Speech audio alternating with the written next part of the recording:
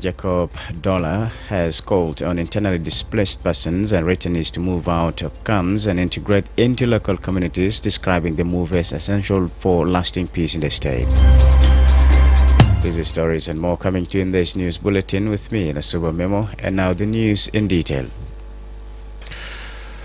President Salva Kiir will join fellow heads of state of the East African Community this Saturday in Arusha for the 25th Ordinary Summit aimed at cutting trade costs and charting a new 5-year development path for the region.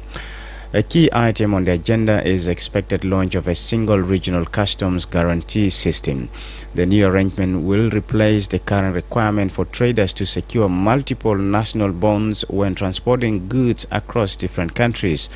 Under the proposed system, traders and clearing agents will use one bond recognized by all East Africa Community partner states, linking customs authorities, insurers, and banks to reduce cost, minimize border delays, and speed up the movement of goods across the region. The summit will also officially launch the 7th EAC development strategy for the period 2026 to 2031. The plan outlines priorities for regional integration and economic growth over the next 5 years and aligns with the long-term vision 2050 and the African Union's Agenda 2063. Ahead of the meeting, EAC Secretary General Veronica Nduva said the summit provides a platform for collective leadership and strategic decision-making to strengthen cooperation and advance shared prosperity. She said that the Customs Bond Initiative and the new development strategy signal a move toward practical solutions to enhance regional economic resilience. The leaders are also expected to appoint a new EAC Secretary General and new judges to the East African Court of Justice.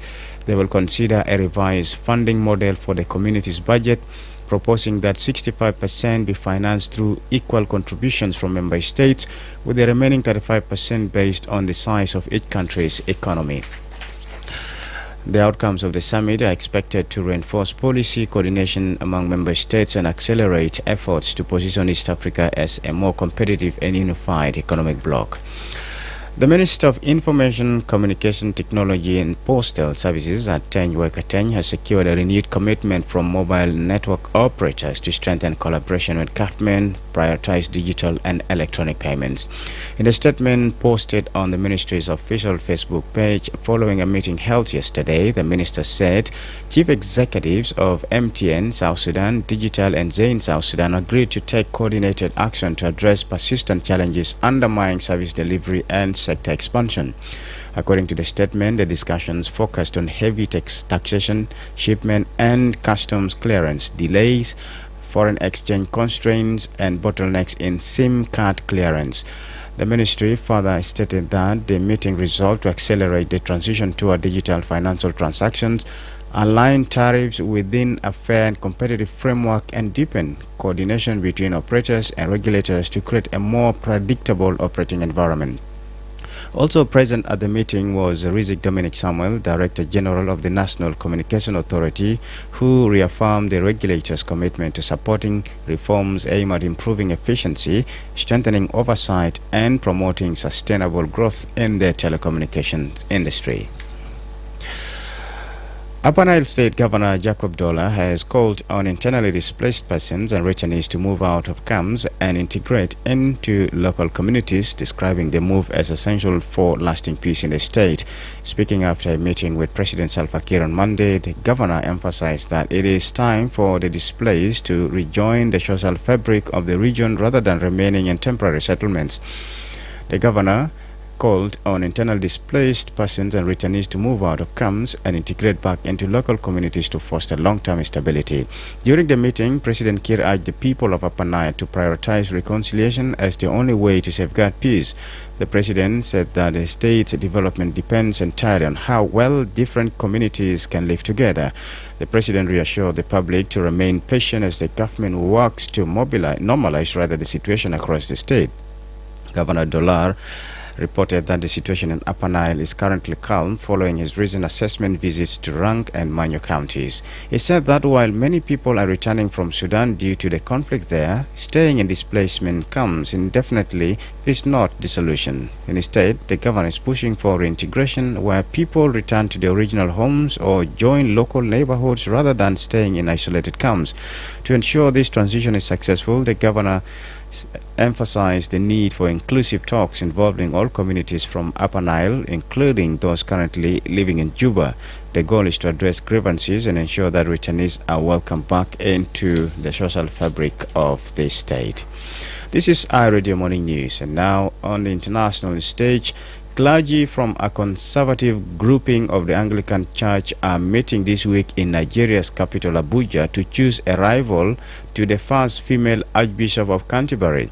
The UK's Sarah Mullally will officially be installed as the leader of the World's Anglican Communion at a lavish ceremony later this month, but her appointment has divided opinion in Nigeria and elsewhere. Many conservative Christians believe that only men should be consecrated as bishops. The Vining Memorial Church Cathedral in Nigeria's main city, Lagos, was full of women in gold, green, and purple head wraps known as gele, and men resplendent in white flowing robes known as agbadas for its weekly highlight. And an Iranian official has warned the country will set fire to any ships trying to pass through the Strait of Hormuz, a crucial oil and gas route, as conflict rages in the Middle East. This is as the U.S. Undersecretary of State Marco Rubio said the hardest hits on Iran are yet to come, adding he would not give any details of their tactical efforts. Already, the U.S. Embassy in Riyadh has been hit by 2 drones, resulting into a limited fire and minor material damage to the building. It follows Donald Trump saying he took the decision to launch a war against the country because it was the last best chance to stop its regime. This is iRadio Morning News, and to end this bulletin, here is the recap of the headlines.